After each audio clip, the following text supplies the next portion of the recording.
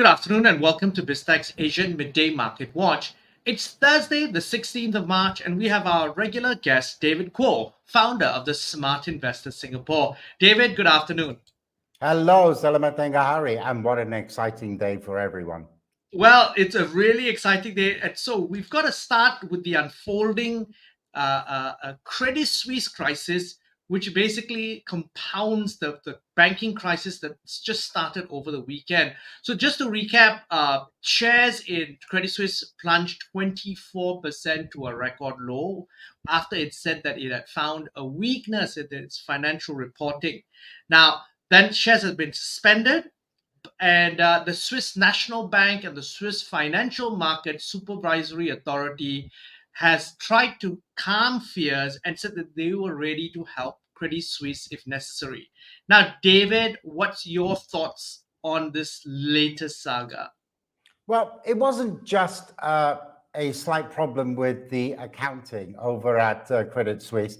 Also, one of its primary shareholders said it wasn't going to be putting any more money into Credit Suisse. And that is really what I think people found a bit worrying.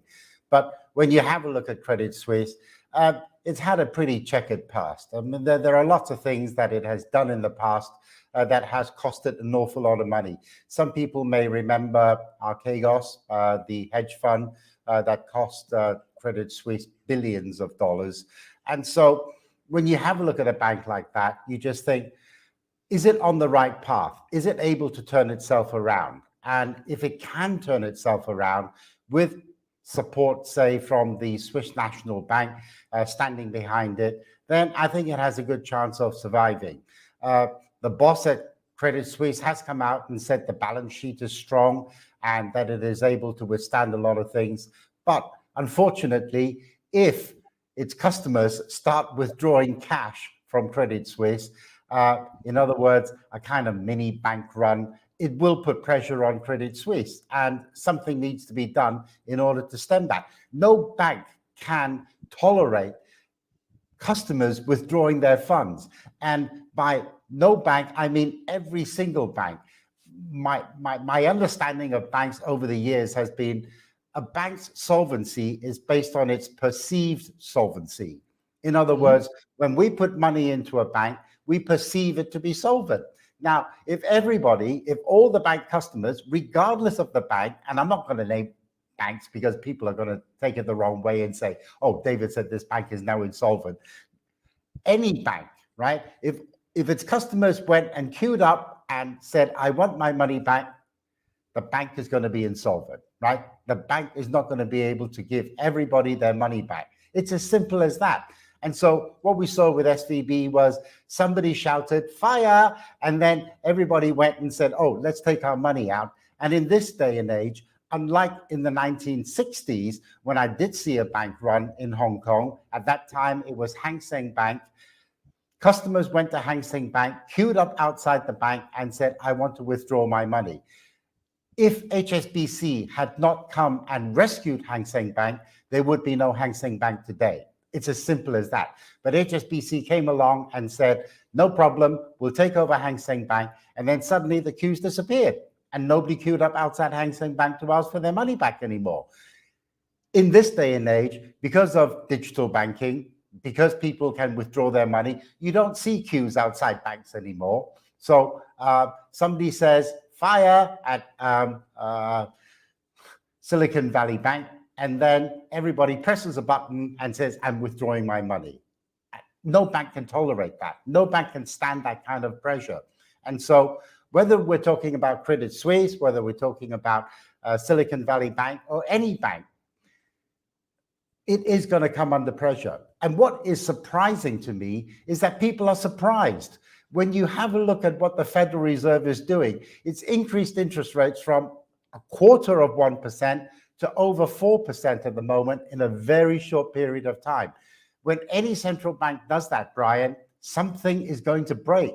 It's a bit like you driving down the motorway or the expressway at 50, 60 miles an hour, and then the driver slams on the brakes. If you haven't got your seatbelt on, I'm sorry, you're going to go through the windscreen, right?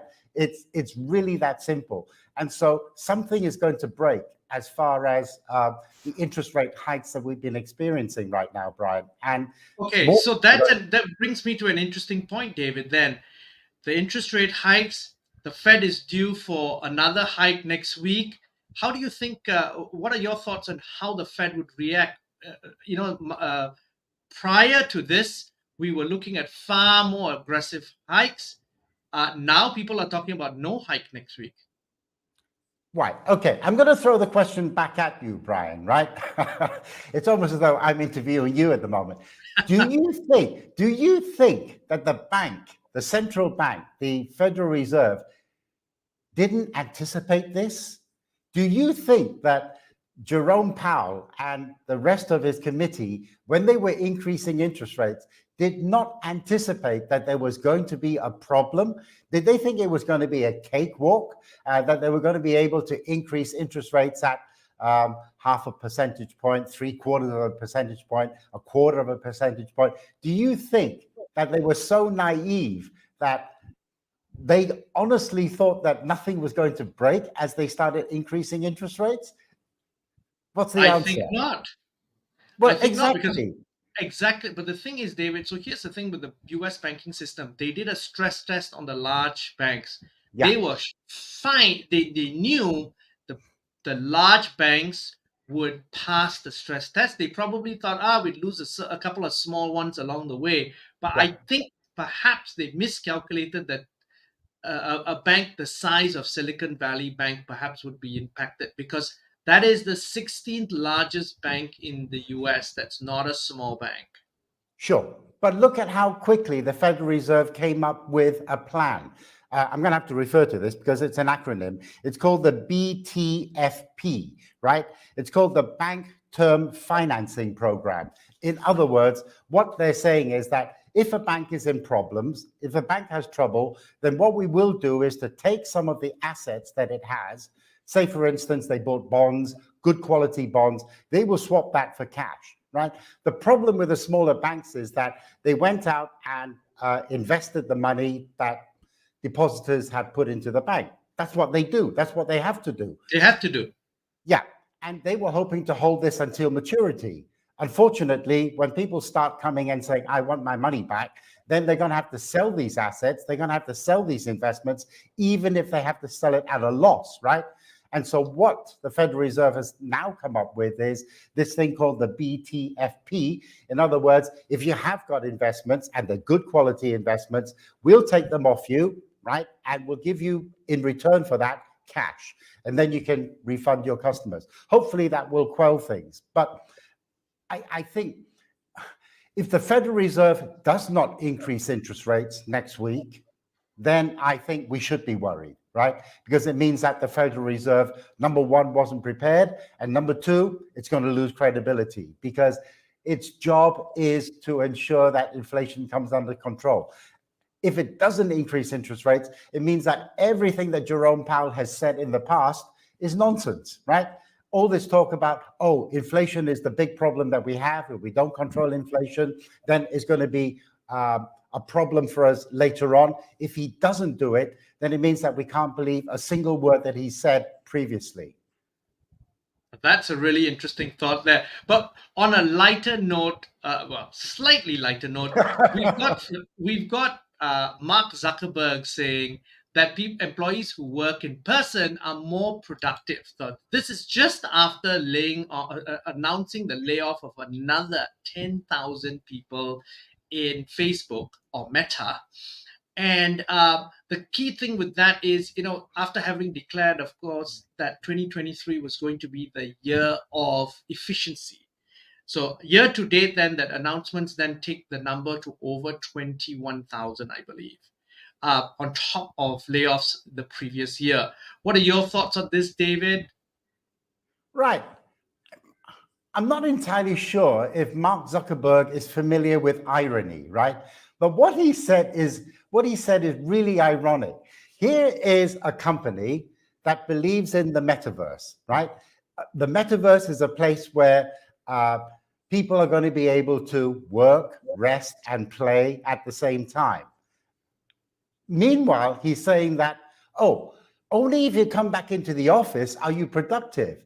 So how do you square all of that? Here is a guy that's telling people, I'm putting all my money into the metaverse. I'm going to make the metaverse the place where people will be able to interact with each other through avatars, that you and I will be able to sit at a table in the office and we can discuss things. And at the same time, he's saying, oh, no, that's not really that productive. It's more productive if Brian and I sit at the table in physical terms together. That's when we're productive, not when Brian is in one part of the world and I'm in another. So does that mean that the metaverse is nonsense? Does that mean that there is no future in the metaverse? Because we're not going to be that productive if we're apart, but we're going to be more productive if you and I fly to a destination, sit down, look at each other in the eye, and then discuss things physically. The irony is beyond belief, I think, as far as what Mark Zuckerberg is saying. And maybe the metaverse, as far as he's concerned, is nonsense. Well, I don't know about it being nonsense, but definitely it puts question marks into that whole theory around the fact that we can work, play, and live in the metaverse. David, as always, thank you very much for coming on the show. You're welcome. Thank you.